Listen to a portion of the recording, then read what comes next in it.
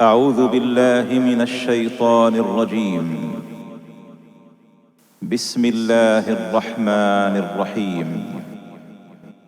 يا أيها الذين آمنوا إذا نودي للصلاة من يوم الجمعة فاسعوا إلى ذكر الله وذروا البيع ذلكم خير لكم إن كنتم تعلمون.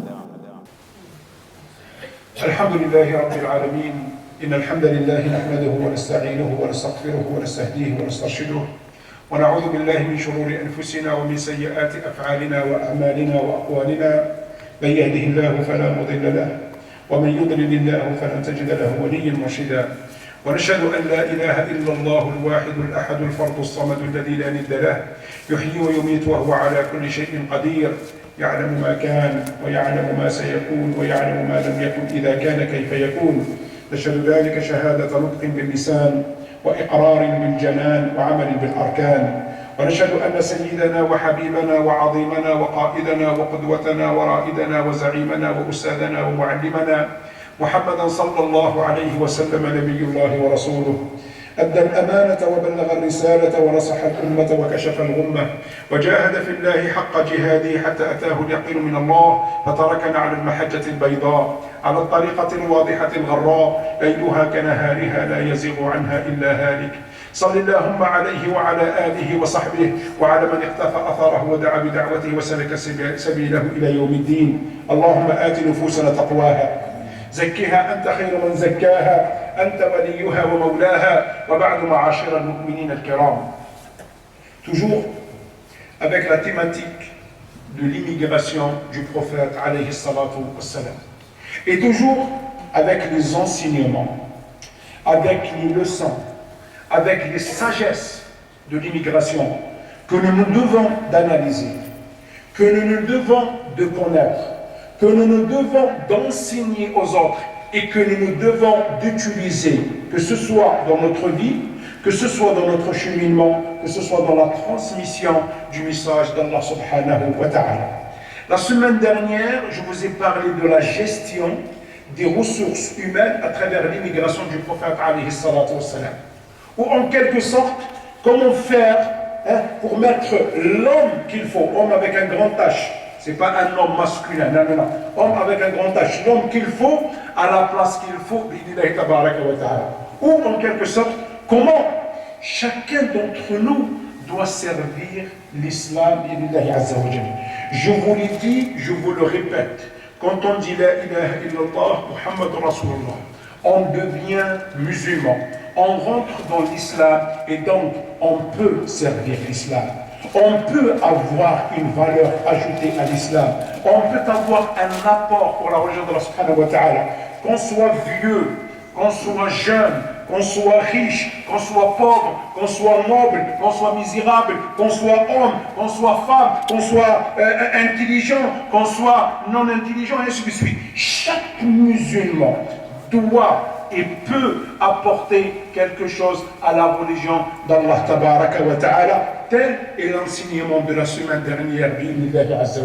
Aujourd'hui, encore une fois, je vais prolonger cette droite, celle des enseignements, des leçons et des sagesses, pour vous en parler d'une autre leçon, d'une autre sagesse de l'immigration de Nabi sallam qu'on a ignorée aujourd'hui, qu'on a délaissé aujourd'hui. Ici, aujourd'hui, on est dans une situation catastrophique parce que on a délaissé cette sagesse-là. J'aimerais bien vous en parler des causes. Pour vous dire, est-ce que l'immigration du prophète alayhi salatu wassalam a été dans le cadre de l'effort prophétique, des causes de l'action prophétique, ou bien elle a été dans le cadre des miracles et des prodiges?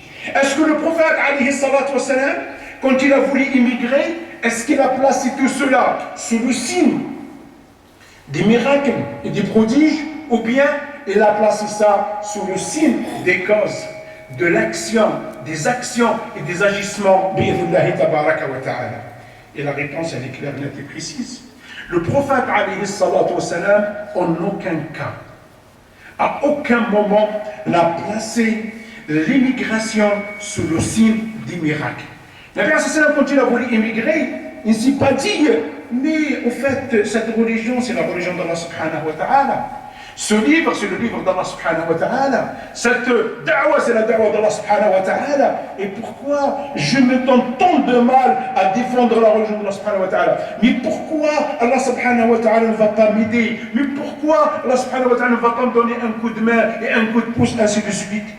La personne, quand il a voulu immigrer, il a oublié ce qui s'est passé 16 mois avant l'immigration. Et 16 mois avant l'immigration, c'était un miracle dans la vie du prophète sallallahu alayhi wa sallam. En parlant du voyage nocturne et de l'ascension céleste. En une nuit, Nabi sallam a voyagé de la Mecque à Jérusalem. C'est pas de la Mecque à Médine. C'est pas 300 km ou 400 km qui séparent la Mecque de Médine. Non, en une nuit, Nabi sallam a voyagé de la Mecque à Médine et de Médine, de la Mecque à Jérusalem, et de Jérusalem il est allé où?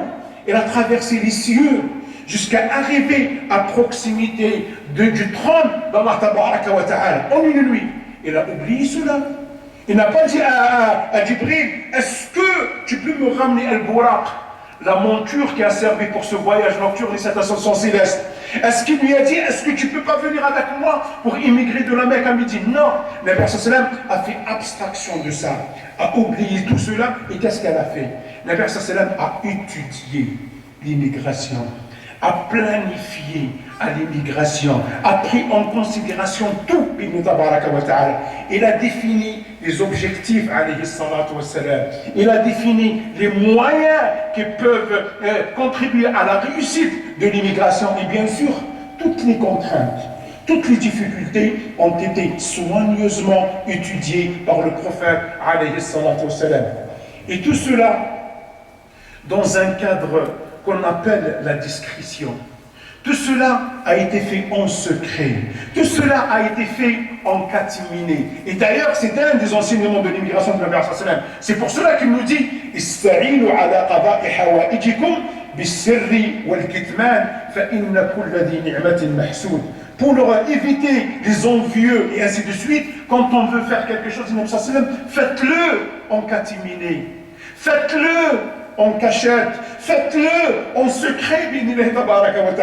Aujourd'hui, avec les réseaux sociaux, il n'y a plus d'intimité, il n'y a plus de discrétion, il n'y a plus de secret. On sait telle personne à quelle heure elle a mangé, on sait où est-ce qu'elle est partie, à quelle heure il a mangé son goûter, qu'est-ce qu'il a mangé dans le goûter, qu'est-ce qu'il a vu, et ainsi de suite. Tout est maintenant sur Snapchat. C'est ça, ça s'appelle comme ça? Ça s'appelle comme ça. Ah, mashallah. Voilà. Tout est maintenant là. Alors que le Nabi nous dit, quand vous voulez faire quelque chose pour éviter les envieux, qu'est-ce que vous devez faire? Il faut le faire en catimini. Il faut le faire en secret. Et ce, sur tous les plans. Aujourd'hui, les musulmans, avant de faire quoi que ce soit, ils pensent par exemple à acheter une mosquée. Ils pensent, hein? C'est une idée. Tout le monde le sait. On commence à parler avant de passer à l'action. Quand quelqu'un veut acheter une maison, veut déménager, je ne sais pas quoi, non, il pense à déménager. Il va le dire à tout le monde. Alors qu'il n'a rien fait. Il n'a pas fait de demande, il n'a pas fait de démarche, il n'a rien fait, ainsi de suite. Non, c'est pas comme ça qu'on doit se comporter. Donc on doit se comporter dans un cadre de discrétion et de secret. On doit faire certaines choses et beaucoup de choses en catimini. Ya Jama'a, celui qui veut faire les choses en catimini, en toute discrétion, est-ce qu'il se base sur les causes et sur les actions, ou bien il se base sur les miracles et les prodiges de Allah subhanahu wa ta'ala? Quelqu'un qui se base sur les miracles de Allah subhanahu wa ta'ala, il n'a pas besoin de catimini. Il n'a pas besoin de discrétion. Pourquoi? Parce qu'il sait pertinemment que personne ne peut rester en face des miracles de Allah subhanahu wa ta'ala, ne peut résister aux miracles de Allah subhanahu wa ta'ala. Mais quelqu'un qui agit dans le cadre des causes et des actions, celui-là, bien sûr, il va faire tout ce qu'il doit faire en discrétion et en catimini. Donc l'un des enseignements de l'immigration, c'est quoi? C'est qu'on doit, dans notre vie, de partout, agir dans le cadre des causes et des actions. Quand on veut faire quelque chose, il faut agir, ya Jama'a. Quelqu'un qui veut réussir son bac, prenons un terminal, s'il y a parmi nous des gens qui ont un terminal. Si quelqu'un ne révise pas, est-ce qu'il va réussir? À moins qu'il soit un génie parmi les génies, oui. Mais la moyenne, normalement, on doit travailler. Et c'est pas parce que j'ai révisé, c'est pas parce que j'ai pris des cours supplémentaires ou des cours privés ou je sais pas quoi que le résultat escompté, je vais l'avoir. Absolument pas. Quand je sors de chez moi, je dois fermer la maison ou pas? Mais c'est pas parce que j'ai fermé la maison que, entre parenthèses, il n'y aura pas de voleurs. C'est pas parce que le matin je me suis réveillé pour aller travailler que, pour les commerçants par exemple, que je vais gagner ma journée. Il se peut que je vais me réveiller après ça, que je vais faire ça, ensuite je vais travailler et ne pas gagner ma journée. Je dois agir. Les causes, il les faut. Les actions, il les faut. Il ne faut pas compter sur les actions. Il ne faut pas compter sur les causes, mais surtout compter sur Allah subhanahu wa ta'ala et placer sa confiance en Allah subhanahu wa ta'ala. Tel est l'enseignement de l'immigration de Nabi sallallahu alayhi wa sallam. Et je vais vous donner quelques exemples. B'idhnillahi azza wa jal. Sallu ala rasulillah.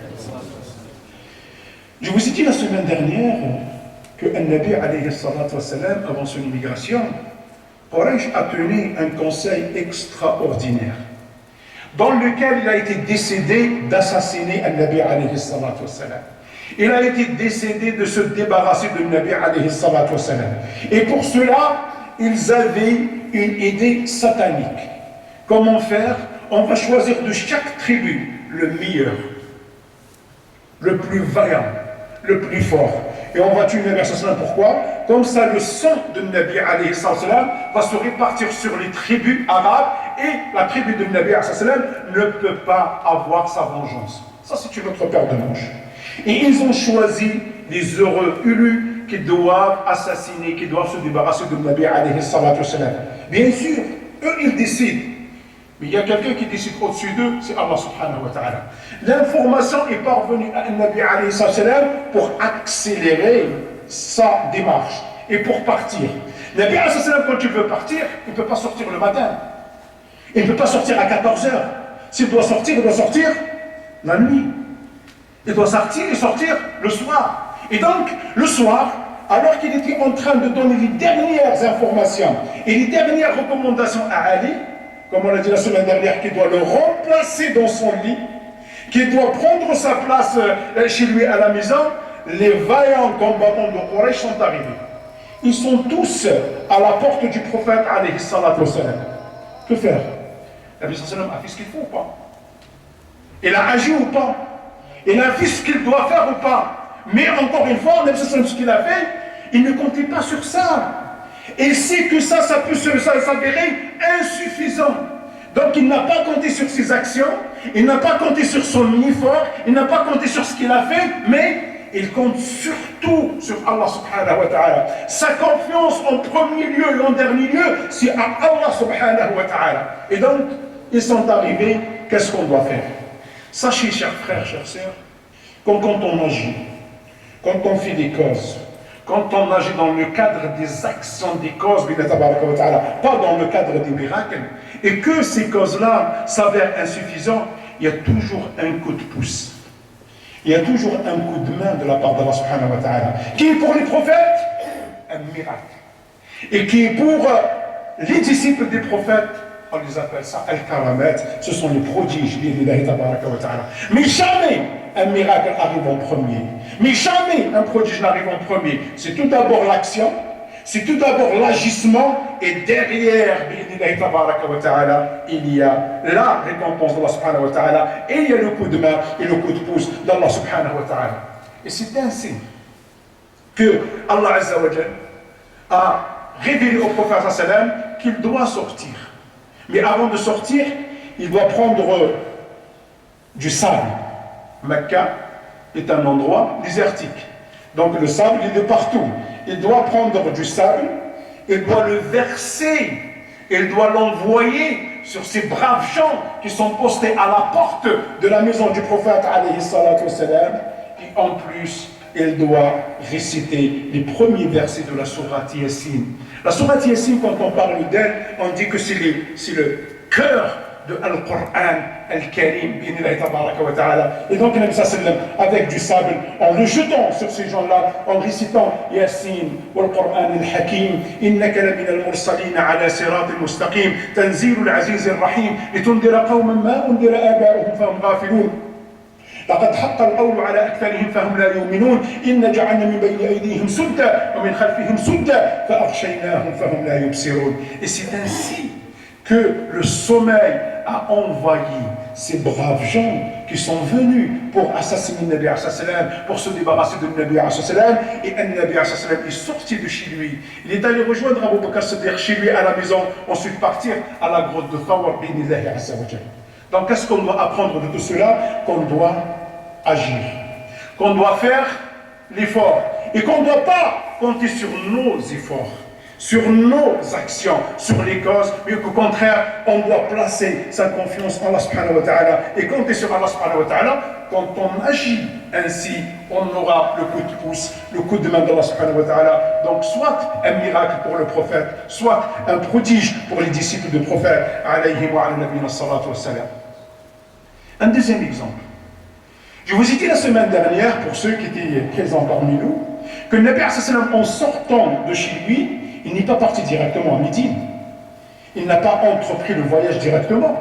Sinon, ça serait facile pour Quraysh de capturer le Nabi sallam. Elle va fermer toutes les portes de la Mecque. Elle va poster tous les soldats qu'elle avait, et elle avait une puissance extraordinaire Quraysh. Donc facilement, ils peuvent capturer le Nabi sallam. Quand le Nabi sallam, alors, il a décidé d'aller dans la grotte de Thawr, une grotte à l'extérieur de Mecca, pour rester là-bas 3 nuits et pour voir en fonction des agissements de Quraysh, de la stratégie de Quraysh, comment il doit faire. Je vous ai dit que le Nabi sallam dans la grotte de Thawr avait besoin de quoi? Avait besoin de quoi manger et de quoi boire, et c'était la mission de Asma.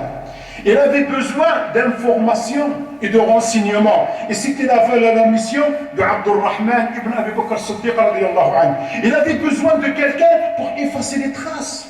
Puisqu'on est dans un désert et les gens savent parler, faire parler les traces. Donc qu'est-ce qu'on doit faire? On doit effacer toutes les traces. Et c'est la mission qui a été donnée à Amir ibn Afahira, l'esclave ou le berger d'Abu Bakr Siddiq radiyallahu anhu. Et malgré cela, et malgré tout ce qu'a fait le Nabi sallam, et quelque chose d'extraordinaire, d'exceptionnel, Quraysh est arrivé jusqu'à la grotte où était réfugié le Nabi sallam avec Abu Bakr Siddiq radiyallahu anhu. Que faire? Que faire? Le Nabi sallam a fait ce qu'il doit faire ou pas? Il a fait le maximum le Nabi sallam. Sauf que on ne doit pas compter sur nos actions. On ne doit pas compter sur les causes. Les causes peuvent s'avérer insuffisantes. Donc, qu'est-ce que je dois faire? Je dois placer ma confiance en Allah subhanahu wa ta'ala. Et quand ils étaient dans la grotte, et Quraysh a été à quelques encablures, et de Nabi sallam de Abu Bakr Siddiq radiyallahu anhu, et quand Abu Bakr Siddiq a commencé à trembler, pas pour lui, a commencé à avoir peur, pas pour sa famille, mais pas pour son entourage, mais pour le Nabi alayhi salatu wa salam. Mais pour l'avenir de l'islam, mais pour l'avenir de l'humanité tout entière, parce que l'avenir de l'humanité se jouait à ce moment-là, qu'est-ce qu'il lui a dit? Qu'est-ce qu'il lui a dit? Ya Aba Bakr, ma dhannuka bi ithnayn, Allahu thalithuhuma. Et c'est Allah Azza wa Jal qui relate cette situation-là, quand il nous dit Illa tansuruhu faqad nasarahu Allah, thaniya ithnayn idh huma fil ghar. Deuxième des deux, quand ils sont dans la grotte et qu'il disait à son compagnon, ne t'afflige pas, n'aie pas peur, inna Allah ma'ana, Allah est avec nous. Allah est avec nous. Que disait Nabi sallallahu alayhi wa sallam radiyallahu anhu? Nabi sallallahu alayhi wa sallam disait à Abu Bakr Siddiq, inna lillahi malaika tasturuna bi ajnihatiha. Ne t'inquiète pas, jamais, au grand jamais, ils ne vont le voir. Jamais, au grand jamais, ils vont découvrir qu'on est là. Pourquoi? Parce que Allah a posté des anges qui ont déployé leurs ailes et qui ferment la porte de la grotte. Ça veut dire quoi? L'histoire du pigeon, l'histoire de la toile d'araignée qu'on voit dans le film Risale et le Messager. Ça, c'est du blabla. Ça, c'est du pipou. Ça n'a rien à voir avec la réalité. Ça, c'est l'imagination du producteur, je ne sais pas qui. Mais dans la réalité, il n'y avait pas de pigeons, il n'y avait pas d'œufs, Il n'y avait pas de toile d'araignée. Il y avait des anges postés là avec 6 ailes pour bloquer l'accès à la grotte. Et ça, c'est quoi? C'est un miracle pour le Nabi sallallahu alayhi wa sallam. Et ce miracle est intervenu quand? Avant ou après l'agissement du Nabi sallallahu alayhi wa sallam? Mais bien sûr, après que le Nabi sallallahu alayhi wa sallam a fait le nécessaire, a fait l'essentiel, après que le Nabi sallallahu alayhi wa sallam a fait l'effort qu'il faut, c'est avéré insuffisant. Donc, il y a le coup de pouce d'Allah subhanahu wa ta'ala, il y a le coup de main d'Allah subhanahu wa ta'ala, et le résultat, c'est quoi? C'est un miracle de la part d'Allah subhanahu wa ta'ala. C'est pour cela que je vous le dis, je vous le répète. Agir dans le cadre des causes. Faire l'action nécessaire pour réussir, c'est une injonction divine. C'est une obligation pour chaque musulman.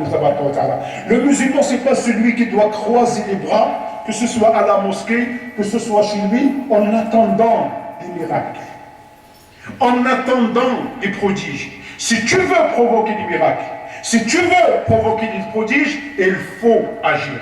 Et quand on agit, il ne faut pas compter sur mon action. Il ne faut pas compter sur mon intelligence. Il ne faut pas compter sur les causes. Il faut compter surtout sur Allah subhanahu wa ta'ala et placer sa confiance en Allah subhanahu wa ta'ala.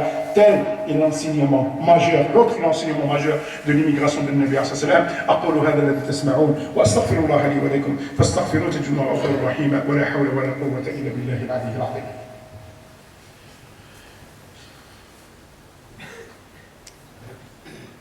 الحمد لله رب العالمين والصلاة والسلام على رسول الله الكريم على الله نتوكل به نستعين ولا حول ولا قوة إلا بالله العلي العظيم وبعد معاشر المؤمنين الكرام.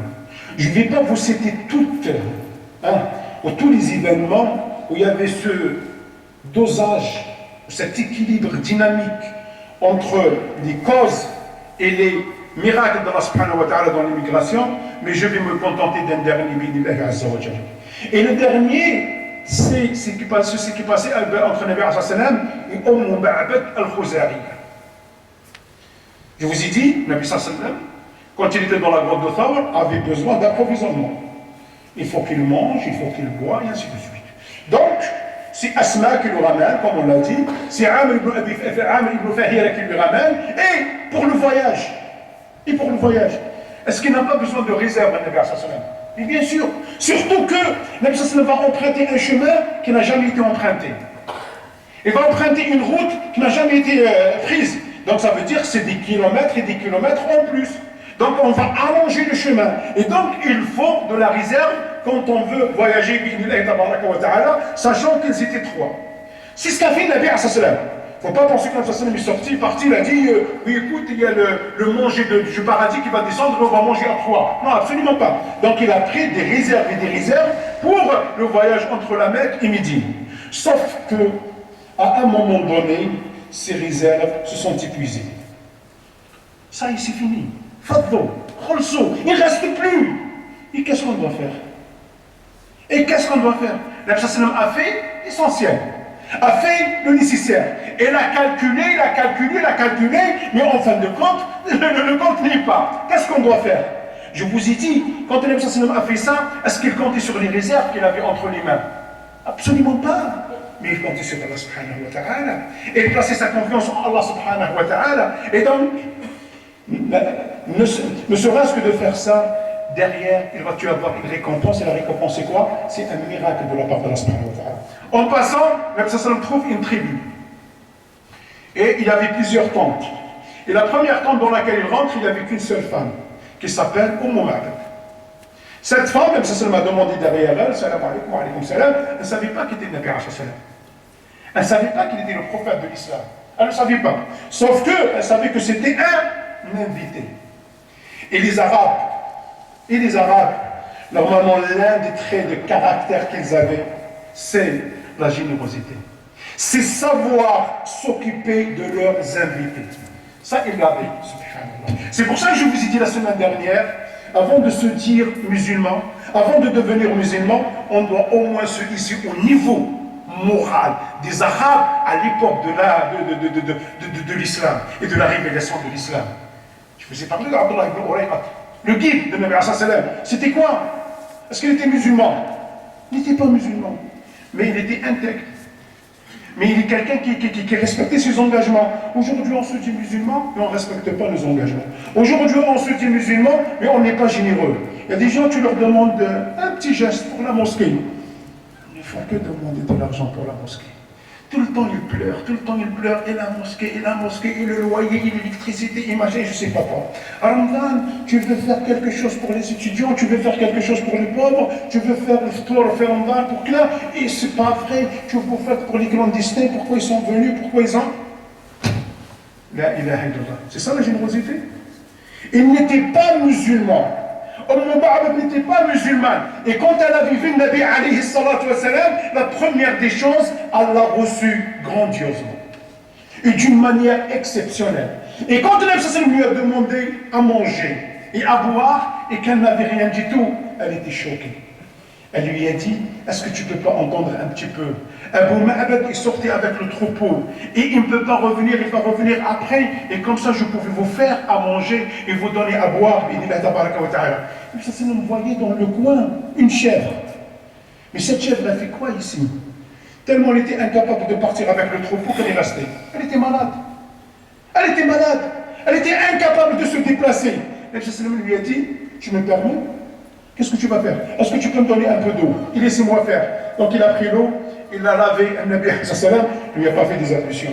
Attention. Pour dire sinon, le Nabi sallam a fait des ablutions. Cheikh Haroun a dit, il n'a pas dit non. Il a lavé le Nabi sallam et ensuite il a traité et il avait du lait par abondance. Et Abu Bakr a bu. Et Abdullah ibn Urayq a bu. Et le Nabi sallam a bu. Et Ma'bad a bu. Et il est resté tel qu'il est. C'était quoi ça? C'était quoi ça? C'est un miracle. Mais ce miracle est intervenu quand?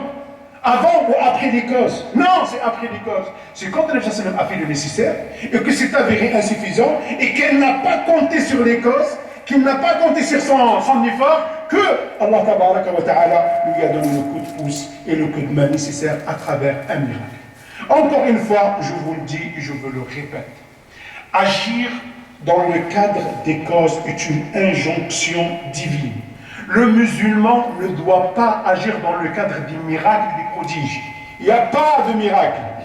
Il n'y a pas de prodige si on ne fait rien du tout. Si on veut réussir, il faut l'effort. Il faut les causes et parfois, même avec les causes, on n'arrive pas. Même avec les causes, on n'arrive pas. Je vous donne un exemple tout simple. Un musulman, quand il veut faire des enfants, qu'est-ce qu'il doit faire? Il doit se marier. Il doit se marier ou pas? Les enfants, ça ne vient pas comme ça. À part Sidna Isa alayhi salam. Donc il doit se marier. Est-ce que tous ceux qui sont mariés ont des enfants? La cause pour avoir des enfants, c'est le mariage. Sauf que cette cause-là, elle peut s'avérer insuffisante. Qu'est-ce qu'on doit faire? On doit placer sa confiance en Allah subhanahu wa ta'ala. On ne doit pas compter sur le mariage pour avoir des enfants, si ce n'est compter sur Allah subhanahu wa ta'ala et placer sa confiance en Allah subhanahu wa ta'ala. C'est pour cela que je vous le dis, je vous le répète, on doit agir. On doit être dans l'action, on doit faire l'effort, ne pas compter sur l'effort, compter sur Allah subhanahu wa ta'ala. Derrière, la réussite, elle est assurée. Le résultat escompté, on l'aura. Mais quelqu'un qui ne fait rien du tout, qui attend les miracles d'Allah subhanahu wa ta'ala, ça ne marche pas. Et je le dis surtout pour notre jeunesse. Je le dis surtout pour notre jeunesse. Si on veut que la situation change, si on veut sortir de cette misérabilité dans laquelle on est, on doit agir. Il ne faut pas attendre les autres. Tu ne votes pas, tu ne t'impliques pas, tu n'es pas dans une association, tu n'agis pas, tu n'es pas dans la citoyenneté, on ne peut rien faire. C'est en agissant, c'est en étant dans l'action qu'on peut changer les choses. Allah نسأل أن يجعل من يستمعون القول فيتبعون أحسنه. اللهم نسألك الغنى والرضا والهدى والتقى. أسألك علما نافعا ورزقا طيبا وعملا متقبلا ولسانا ذاكرا وقلبا خاشعا وجسدا على البلاء صابرا. ونعوذ بك من علم لا ينفع ومن قلب لا يخشع ومن عين لا تدمع ومن نفس لا تشبع ومن دعاء لا يستجاب له. اللهم اشف مرضانا ومرضى المسلمين. اللهم اشف مرضانا ومرضى المسلمين. اللهم اشف مرضانا ومرضى المسلمين. اللهم ارحم موتانا وموتى المسلمين. اللهم اغفر لنا ولوالدينا ولمن كان له فضل علينا ولجميع المسلمين والمسلمات والمؤمنين والمؤمنات الأحياء منهم والأموات ولكل من طلب منا الدعاء ولكل من طلبنا منه الدعاء. وصل اللهم وسلم وبارك على سيدنا محمد وعلى آله وأصحابه أجمعين. سبحان ربك رب العزة عما يصفون وسلام على المرسلين. آخر دعوانا أن الحمد لله رب العالمين. بارك الله فيكم أجمعين وأقيم الصلاة.